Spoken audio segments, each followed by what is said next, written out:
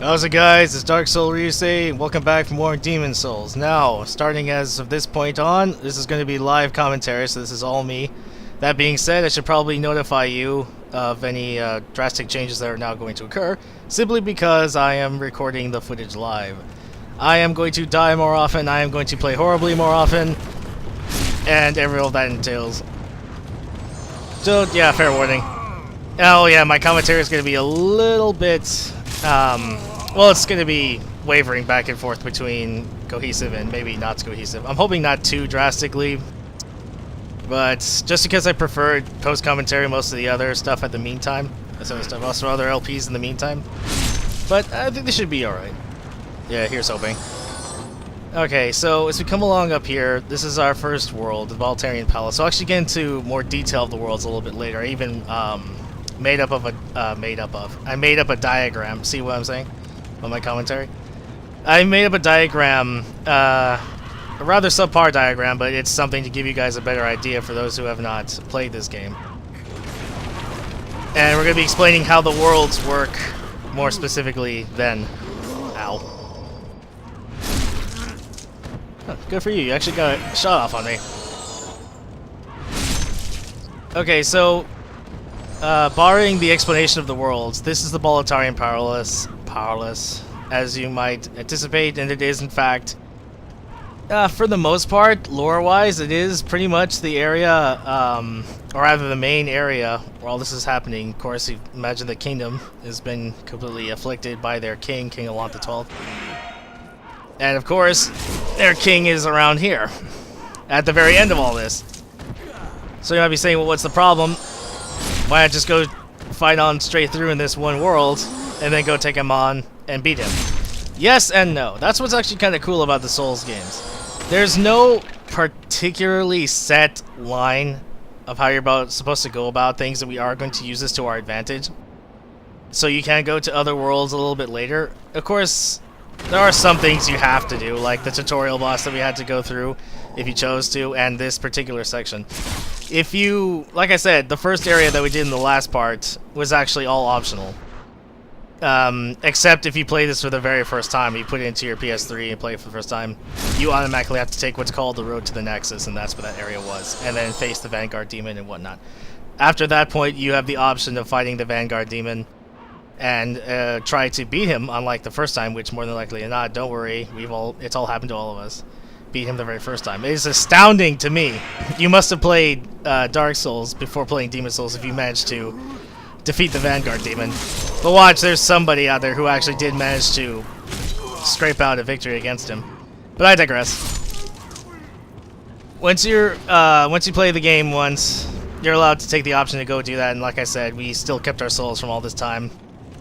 And that's going to help every last bit as I mapped out this playthrough. So, yeah, as far as linearity is concerned, the Souls game's pretty good about that. Aside from this first area being what you would normally choose to go, or not choose to, but will end up going to if you chose not to. Ow. Oh, my monologue is being interrupted by me getting my ass handed to me. Die! Die! No, not you! Die! Okay, good. Sheesh, getting cornered by Dredgeling, so embarrassing. Oh, heal up. Okay, here we go again. What was I talking about? Oh yes, the linearity of the game. Now, in truth, you could go fight King Allant if you wanted to keep powering through. But ask yourself this. We're still level 4, that's pretty much our level in general. He's probably the equivalent of level 70? 70? Yeah. Good look at that. That would be an accomplishment to behold, somebody who beats King Allant at extremely low level. Don't get me wrong, it's probably been done before. By somebody. I can guarantee you it wouldn't have been done in one try. But it has possibly been done. No, let me backstab you. That's another issue with Demon Souls from Dark Souls. They really... See, look at that. That parry. That, honestly, to me, shouldn't have registered as a parry. Just like the how I was a few seconds ago, should have registered as a backstab. This thing's really wonky like that. So yeah, kind of get used to seeing that. So yes, am I ever going to get this topic over with? Thank you for bearing with me. I am trying to adjust to live commentary once more. There's 5 worlds in total, even though this says there was actually 6 archstones. 1 second. Joys of live commentary. Phone rings. Okay. Never mind. Telemarketers. I'm not answering that. Come on. It's easily more beneficial to play the game in full rather than you want to take this time, regardless of how it might look to somebody who hasn't played this at first. This is not an action adventure game. This is an RPG. It's not a hack and slash. As such, you're expected to learn, discover, and explore, as well as fight, and use your newly acquired knowledge to apply it to your combat.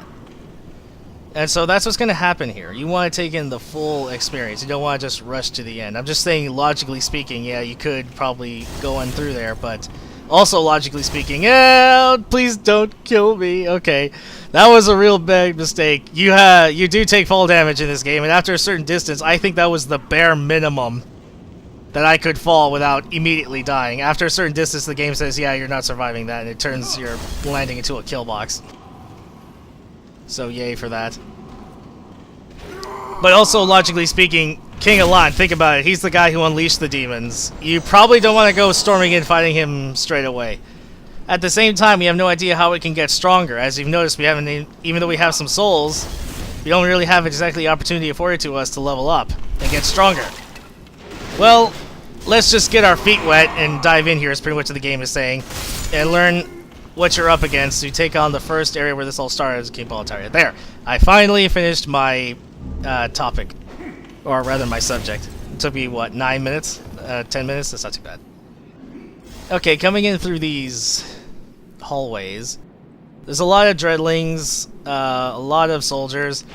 They're nothing particularly special, to be honest. They're just... Now, don't underestimate them. You have a certain window of your parries to go off, and I just completely missed it. So yeah, my gameplay is going to be a little bit down. But then again, it wouldn't be fun, or it would be much more fun watching me this. Geronimo! That's a bit. It's kind of more fun now, actually, for me too. Oh, see, look at that! He hit me. I see. You have to experience it, but I hit the R2 button, the L2 button for the parry. It hit me, and then it suddenly registered as a parry, pushing him off. That's. I have to admit, those little glitches are kind of fun to watch, but a little aggravating when you're playing. So yes, there are going to be traps in Demon Souls, as well as some in Dark Souls. He's going to throw a firebombs. Firebombs we actually picked up a little bit earlier while I was talking. Throwable item, very useful. My advice, do not use them until the boss. You're going to need them for the first level boss. Oh look, good. He has a chance of dropping a firebomb. Luckily he actually did that. As with the introduction area, for the crossbowmen, just wait till they shoot you and just circle around them and backstab them. Now coming up along here, the top of this fortress, the ballista area. Ow. Coming over here on this side, coming out from the stairs is going to be the right side. I can't get behind him, so I'm just going to finish him. Coming in from the side over here, actually going to afford us an opportunity for an area that we can actually come back to, again, with the RPG aspect of the exploration. You're actually not expected to come over here. Any sign given to you for that is that guy in the distance. Now, we've seen these guys before, but they have blue eyes. These are Red-Eye Knights. He does much more damage, and he has a lot more health. And he has infinite restore healing items.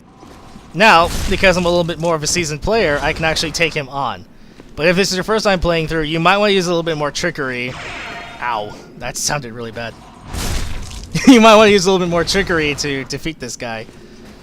Which, if anybody really needs to, but because this isn't exactly a new game, I'll actually make a separate segment about how to go about doing that.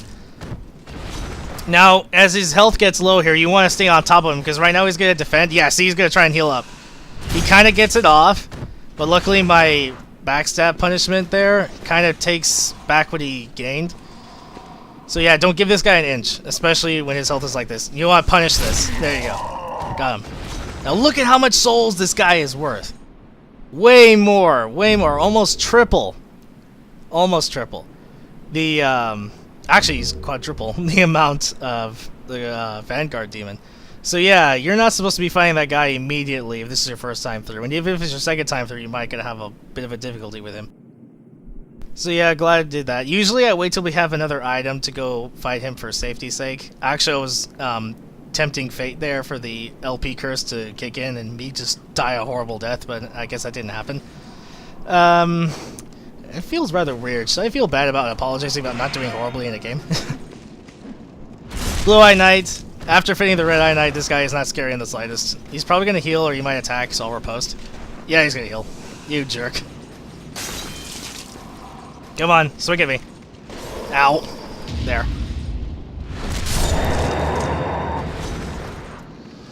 Did I mention I really like the halberd? Honestly, if I could get the halberd, because like you saw with in the Nexus from Baldwin, we can actually get the harder shield. If there was an easier way to get the halberd, I would honestly choose the Royal. He starts in at level, level 1, which means there's more room to expand. His boosts are more apt for what I'm looking for in our character. And this is not to say, of course, because I did settle for the Temple Knight. But yeah, if only. I just can't. Now, this is going to show you another mechanic. Yes, there are exploding barrels in this game, and those Dreadlings AIs are set on Idiot to do that on purpose. Now, this is Turpentine. The Turpentine will add the fire element to our weapon. This can be a good thing or a bad thing depending on who you're facing. Sometimes some enemies will be resistant to fire, just like those dragons. And yes, we can eventually get to fighting those dragons. And believe me, for what I have planned, we're going to do that sooner than not. Now, here's another thing I've noticed. This game is really lenient towards its own NPCs on fall damage. They take like close to none, whereas obviously you could take a little bit more. And even die, of course, but that's neither here nor there at the moment. Oh, look, you came back up real fast, didn't you? They have that stupid Fury attack, which is annoying. Go away. Now, I have to say, most people agree on this. The feeling and the look of the parry and the riposte and the backstab is just so much more satisfying in Demon Souls. I mean, you really feel it just by watching it, whereas in Dark Souls, it just looks more like, yeah, you did a lot of damage. Well, down he goes. Yeah, a lot of Dreadlings over here, not too bad. I'm just going to two-hand my weapon and try and do a little more damage than normal. Oh, no! No, don't die, don't die, don't die. Okay. Okay. I didn't die, but I did kind of fall into a corner with all of them surrounding me. Can I? You know, I'll do that right now. Pull the lever. Ha ha! Invincibility frames for the win! Yeah, look how nice and gathered all together you are. Thank you. Hi. Exactly as I planned. Okay, so here we get our first ring. This is the Cling Ring. This is a very useful item to always keep on hand. The Cling Ring is very useful because we pretty much get 75% of our health remaining in soul form rather than 50%. The importance of staying in soul form I'll explain a little bit more in detail depending on whether or not time allots. There's that phone again. Okay, now also remember, because our item inventory bears weight on us, I'm just going to dump everything we don't need rather than have to worry about dropping it over to Stockpile Thomas. I already know what we do and do not want. We're going to get this jade hair ornament. That's actually something very specific for Stockpile Thomas. Rather than using up my grass, I'm going to go ahead and heal up here. And now that we've made this shortcut back all the way up, even if we die now, it'll all be open. That's also another reason why I kind of wanted to make absolutely sure of things and do things as a post-commentary rather than a live commentary. This game has an automatic save feature, so if I screw up on a file like really bad, if something doesn't take with the Dazzle or with Audacity, I'm gonna have to play up to where it screwed up. So yeah, the longer this goes, the more I'm putting it at risk. But that's fine, it goes to the territory. Now moving on here, we come back from the shortcut. This is actually where we're supposed to go to move forward and enter this fog gate. Or sorry, just fog. Now we come over here, you actually see somebody down there. Now, when I said things will be trying to kill you left and right around every corner.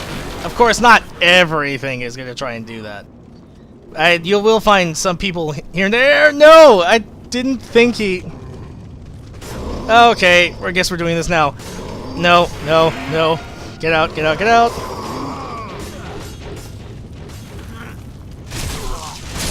Ow. Yeah, lots of ow. These guys aren't... I just don't want them to start getting in a rhythmic pattern and they just keep paralyzing me and get me in a stun lock. Well, that was very unintentional. We didn't even get to talk to him. Anyway,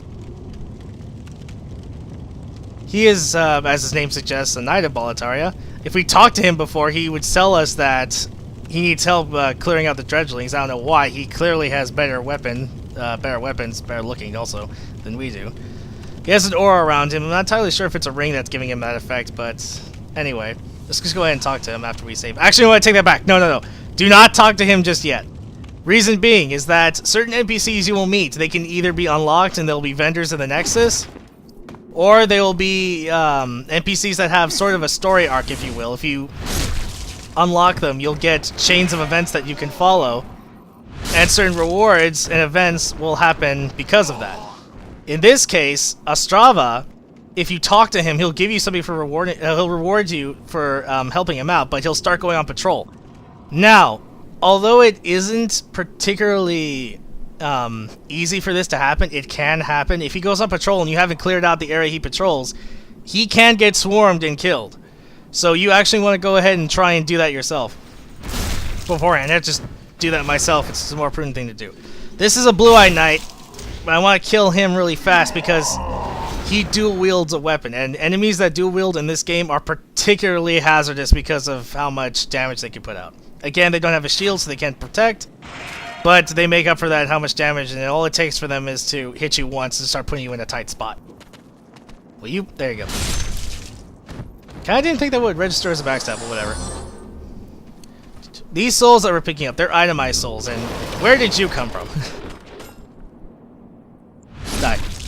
Okay, as I was saying, these itemized souls, as you can imagine, we use them, we'll get a certain amount of souls. The amount of souls is determined by, or rather you can tell by what they're called. For instance, Unknown Soldier Soul is the lowest amount to give you 200, Unknown Heroes will give you 400, and etc, etc. I'm not entirely certain about the other ones. I'm much more learned in the way of Dark Souls, but I've literally played that game to death, to the point where I started speedrunning it. And while I didn't get an awesome speed time, I just played it so damn much. Not to say I don't enjoy playing it, but I'm not motivated to anymore, so yeah, I kind of burned myself out on it a little bit.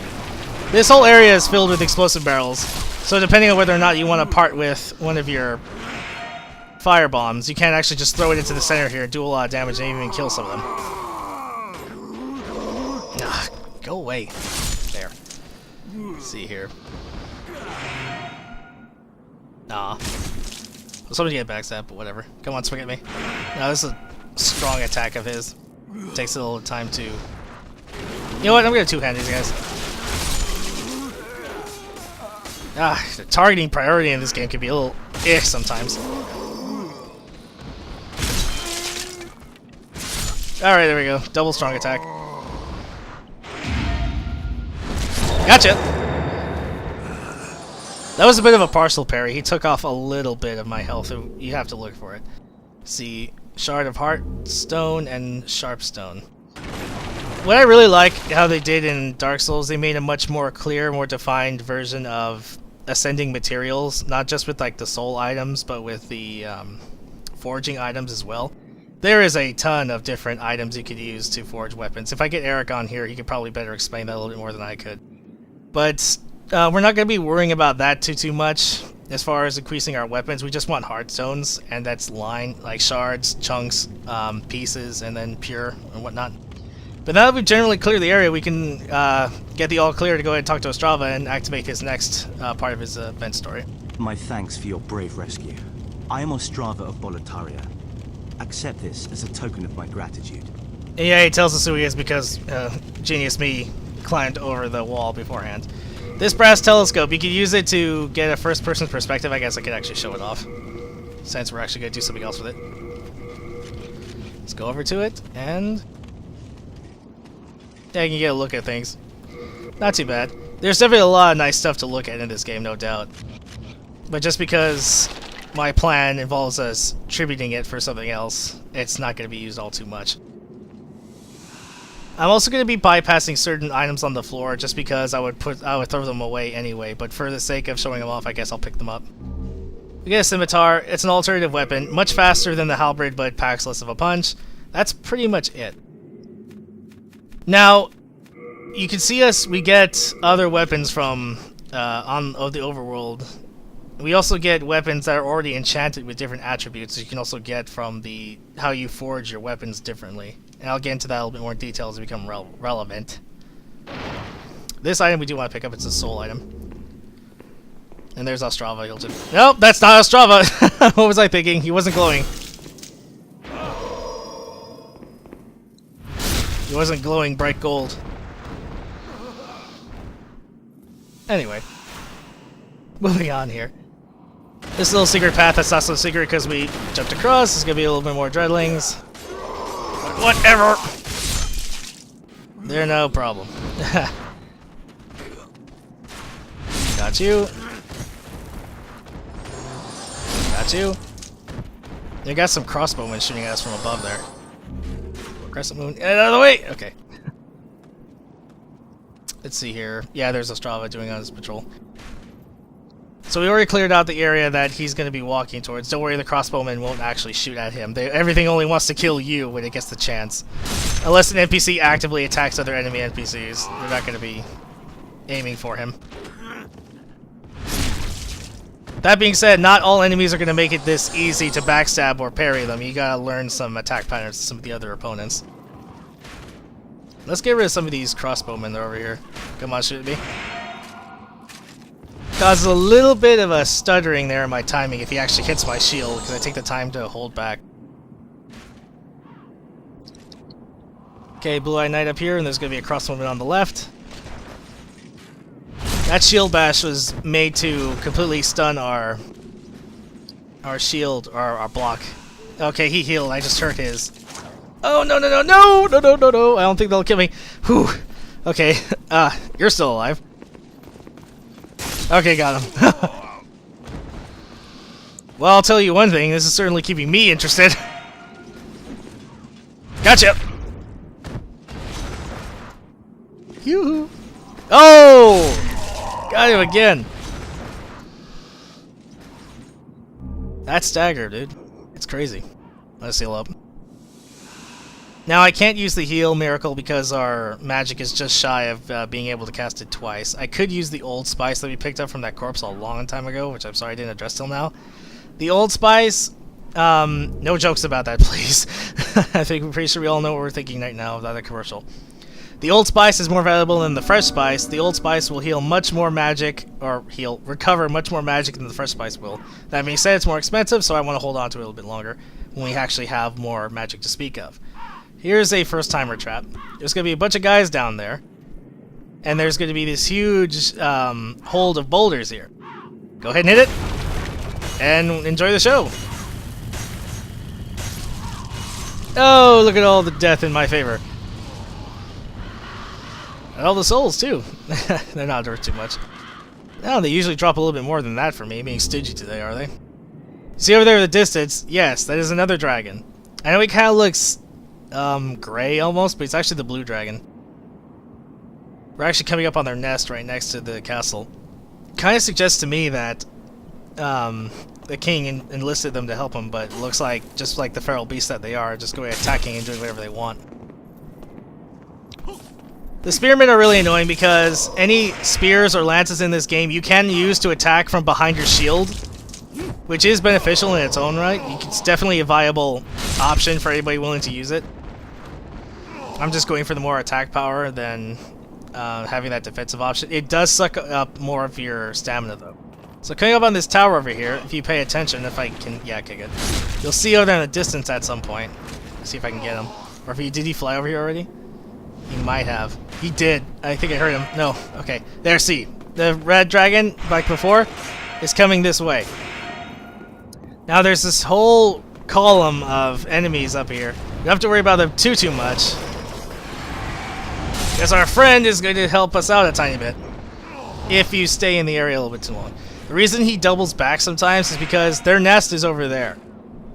Now you can actually, there's a lot of really good stuff over there, but you don't want to go there yet until they're cleared out. In the meantime, coming up along here, he's going to be tempted to just clear this path for us if he'll get over here. I hear him, where is he? Dude, this is the longest he's taken. You get over here and kill them already? Damn. There. Now breathe your fire. Don't roar, breathe your fire. There.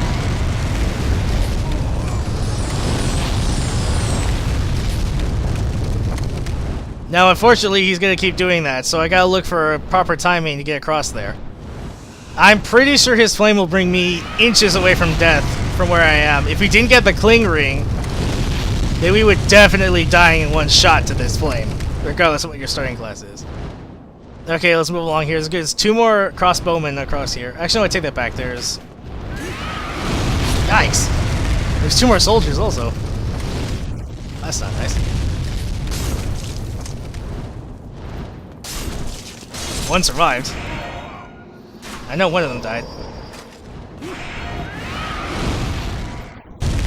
Now you can try to attack the dragon, but because of how tough it is, you're gonna be here forever. So yeah, good luck with that. No. Just die already. He's gonna overshoot, and I'm gonna capitalize on that. But don't you worry, we actually are gonna be dealing with that red dragon sooner rather than later. And there's much more reasons behind it other than killing him and getting the lost souls for it. You go away, I'm not over there anymore. And with this, we come up to the second switch. Come on.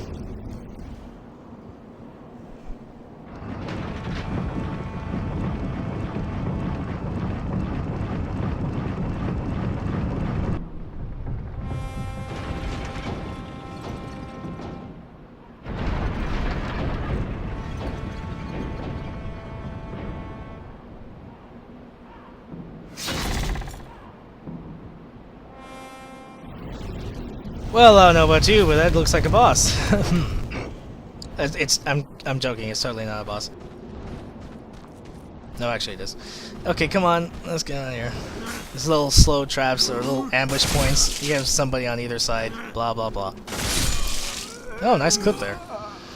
You actually want to come over here. Something very useful for that boss fight. Some breakable objects are a little more stingy than others. Some you can roll into and they'll break down. Others you have to attack. Reason being, your weapons and your armor do have durability status to them. You see down there, second from the bottom. Now, if your weapon does lose all its durability, it says it breaks, but it doesn't actually break or you lose it forever. It just does 0 damage, and, well, yeah, it's pretty worthless, just in that alone. I'm not sure whatever else happens, because it's honestly never happened to me. There are some instances where you can get that way, though. Just very few. I'm probably going to have to parry this guy and then getting around him. The timing is really off on that spear, though. Ah, come on. Okay, this isn't working. Try the direct approach! What's nice is that you notice there, I broke their block. Enemies do have a set stamina. It just seems to be more open than others. I see you over there. This guy's just going to want to throw firebombs whenever he can't. The idea is for the other two to keep you pinned while he throws firebombs at you.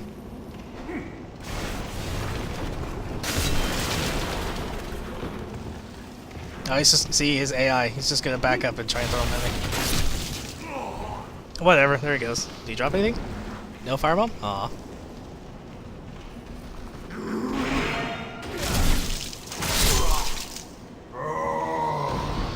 That was a soundbite. Ooh, more turpentine. That helps a little bit. Honestly, the turpentine is more valuable to me right now than the crescent moongrass. Oh, these new creatures, these shield sludge things, are minions of the area boss that we're gonna have to take on right now. Obviously, fighting them from the front isn't too advised because that shield isn't just for luck, it actually protects them. You can try and get around them or hit around it. Come on. There we go. And from the back takes much more damage.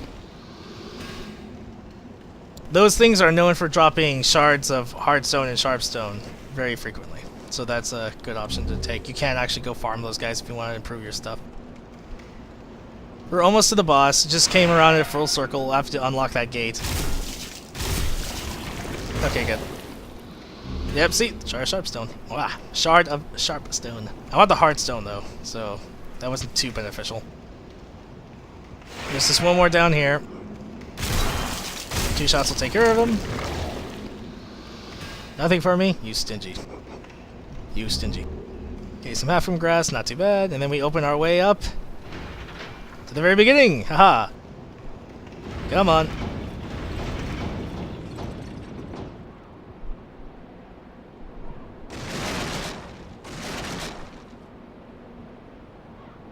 Okay, well, everything's set. Our health is... okay, it's not maxed out, but there we go. Let's see here. Make sure everything is set for the fight. I'm going to want to put the fire bombs in the first slot and the turpentine in the next slot. Cling ring, weapons ready, and we're pretty much set. So let's do this. First boss of the game. The Phalanx. Okay, this thing is going to have a ton of those mini phalanxes around it. And the reason that we want all those firebombs and those turpentine, turns your weapons into fire, this thing is super weak to fire. If I can get a chance to shoot at it. I want to choose a spot where a lot of them are clustered together just to get more of our bomb. Wow, look at that. Just a wall of them. Burning away. That was a good one. There are a couple other ones straggling around the boss arena. The actual enemy we're worried about, as you saw in the picture, is in the center there. That center thing is that creature is the main phalanx. Now, if you don't stay on top of these other minions, they will start to heal up as long as they're attached to him. So you want to keep up the assault and make sure they don't get a chance to do that. I'm getting picked off here, but that's fine. I can recover in an instant. Just in the half moon grass alone. So you just go ahead and do that. Whatever we don't get rid of with our firebomb assault, we'll easily be able to destroy with our halberd, powered up with turpentine. Oh, there's a bunch of you over here, isn't there? Kind of feel about throwing those firebombs so close to you, I might as well just hit you guys apart. Yikes. He's more aggressive right now. I've never seen him this aggressive before. Because I'm recording. Alright. Firebombs are out. Yikes, there's another one over there. Okay, let's get rid of some of these stragglers so we have a single target to worry about. That was 30 through its block, so that was actually pretty good. If you do defeat the main boss, it will kill all the other ones. So after you've cleared a set pathway into him, just go ahead and do that. I see an opening. Let's get rid of this thing over here.